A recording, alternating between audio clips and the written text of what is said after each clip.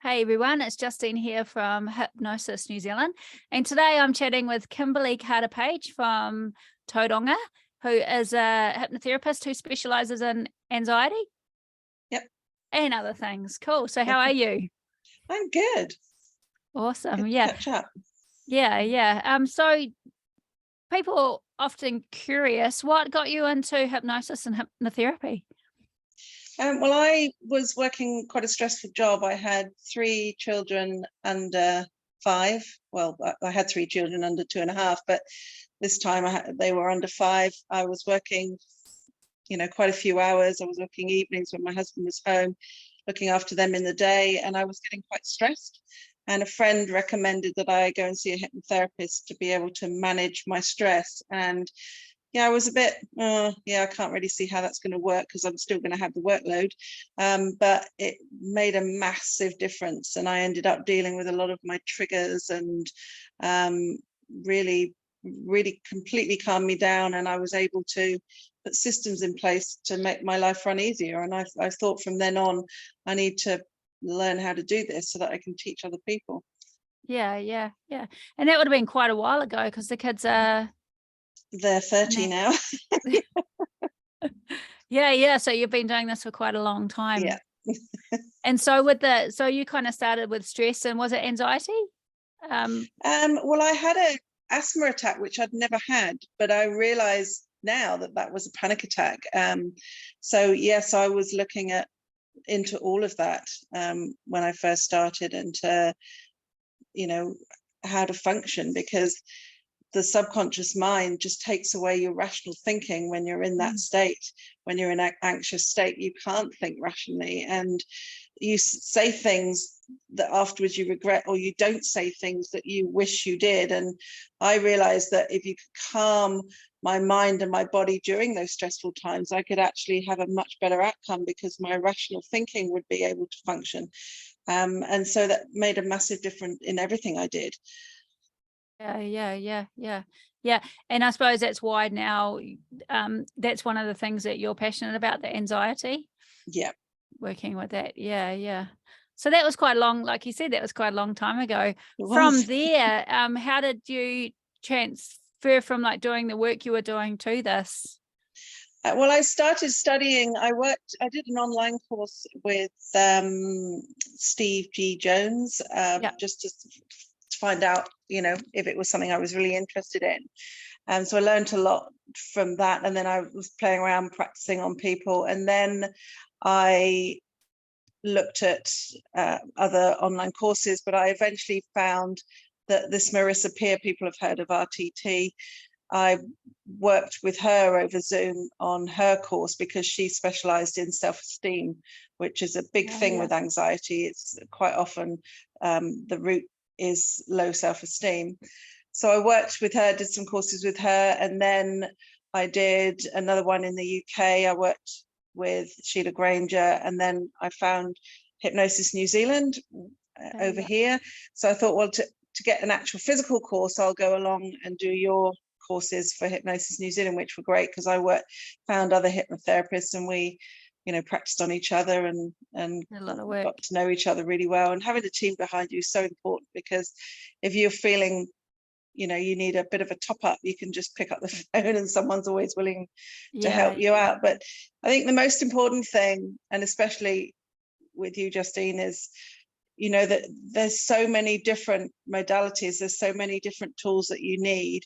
And so the beauty with working with HNZ as well is that I've got this massive toolbox now, because I've learned from so many different hypnotherapists that when a client comes into my clinic, they don't all get the same treatment. I've got this as they're talking, I spend a good hour doing a consultation and finding out what it is they need, what they're lacking in, where they need support. And the whole time I'm thinking, oh, I'll take that out of the toolbox and this out of the toolbox. And I'm designing the session as we're talking. And that's brilliant, because I've got all those tools, and you can never stop learning. There's still more tools I can have. But, Hypnosis New Zealand has been brilliant in that, because the many different modalities and tools that I've managed to pick up means that I'm never short of anything, that there's always something that I can use. Yeah. And so what kind of clients do you tend to work with? What kind of things do you see mostly? I specialize in lately? childhood trauma, sexual trauma, PTSD, and anxiety. So people that are really finding that they're struggling to live. So they're existing. They're just following the motions of making it look like they're living, but they're not really. They're living more in their head and not in reality. They're not seeing what's in front of them. They're just coping with day to day. And it's empowering them to take back control, because when the subconscious mind is putting you in constant fight, flight, or freeze, then you can't think rationally, you can't function, because you're in automaton. You're just doing what you think people think you should be doing. You're working at work, just doing a system, following a system, but you're not actually living. And so I like to teach people to take back control, because people think hypnotherapists take control of your mind, and that's definitely not the case. I teach my clients to take back control of a mind that has been taken away from them through their trauma or through other people's judgments. And it's all about being able to control that subconscious automative behavior. And when you do that, the subconscious actually is happy to let go, because it knows that it doesn't need to be quite so alert, because you're in control. Yeah. So with when we are working with people that are trauma and have had quite big things happen, I know, speaking with my clients, they get quite nervous about working with people because they're scared of having to talk about things, and maybe they've been through more formal therapies and they've been quite put off. For people that are listening to this, Kymberley, what can you say to them just to help them a little bit understand kind of what we do and how it is such a different space to work, if that makes sense? Yeah, well, we don't revisit the trauma. We don't go through the step-by-step of what happened. All trauma is stored in every cell in the body. So it's not just a memory, it's felt. It's a physical feeling as well as a memory. And you'll find that with anxiety especially, you'll feel it in your body first before the mind starts playing tricks on you and telling stories which will create the fear. So we can work with just the feelings in the body a lot of the time, and that will clear that subconscious, because the subconscious controls the body. And if you control the body, you control the subconscious. So you can work with it two ways. And with counseling, I know often you just keep talking over and over and over again the trauma, but that may deal with it in the mind and it may not. But we've got to deal with it as a whole. We've got to deal with it in the body, the way you feel, around situations that the subconscious believes could be a similar situation. So I don't believe in re-traumatizing. That certainly isn't the way to deal with it. We need to understand why the subconscious is doing what it's doing, because it's doing it to protect you. But we also need to teach the subconscious that you are actually able to control the situation, and it doesn't need to throw you into fight, flight, and freeze every 5 minutes. You can take control of those triggers. And once you understand those triggers and take control, then it doesn't need to do that. So everything is just so much easier to live with it. Yeah, it sounds like the work you do is not just you working with them, but it's you teaching them tools and stuff that they can do for themselves. Yeah. That's pretty massive. And have you worked with younger people, or what kind of age groups and stuff do you work with? Yeah, I used to work with 13 and up, but I've noticed in the last maybe 2 or 3 years, I'm getting as young as 7-year-olds. If I get children under the age of 12, I tend to just either have a meeting with them and find out what their favorite cartoon characters are, or stories they like, or toys they like to play with. And I'll just do it metaphorically using a bedtime story, a recording that they listen to every night for 28 days. Obviously working closely with the parents too. And that works quite well. I don't have a hypnosis session with children under 12, but over 12, they're actually really responsive, because once kids understand that they can control their body and their mind, they actually thrive really, really well. You know, I love seeing, especially teenagers that maybe have been bullied at school, suddenly just completely turn around and it just doesn't affect them anymore because they're in control. Yeah. Awesome. Yeah. And that just reminded me with, you know, even the thoughts that we have in our heads, you're talking about control, a lot of the thoughts, the negative thoughts that we have and all of the feelings that come up, most of it isn't ours, right? It's situations and things that have happened to us. And even when you hear the voice in your head, sometimes just thinking, whose is that?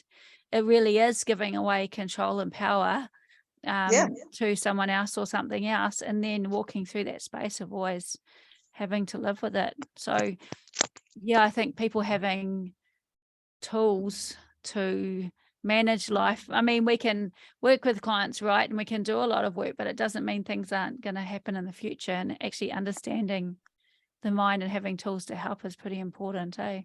That's right. And teaching them resilience and that they can manage it and that they're stronger than they think. But also, you know, as I say, it's giving them the tools so that they'll have those tools for life. Yeah. You know, whereas if you do the work for them, then next time they come across a difficult situation and you're not there, you know, how can they handle it? Exactly. So it's really important that the inner work that they do, that makes them stronger and they're able to cope with any future situations that may occur. Yeah. So if there are people that are listening, or maybe like wherever this interview is shared, if there are people right now that are struggling, having a hard time, and maybe they're not in a position to be able to reach out, what advice would you give them? What are some things that they could do themselves prior to coming to working with you or having a session in hypnotherapy? What are some things that they could do themselves?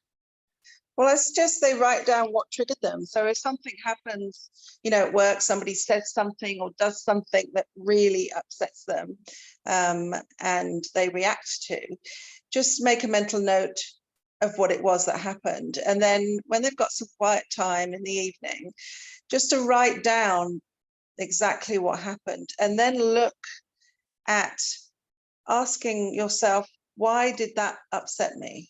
What is it about that upset me? And do I need to take that on board or not? So, for example, when I've had kids that have been bullied, I'll point at their legs and I'll go, oh, you've only got one leg. Look, you've only got one leg. And they look at me as if I'm crazy. And I go, well, does that upset you? And they go, no. I go, why not? I say, because I've got two legs. I say, well, why does it upset you when someone points at you and says you're stupid?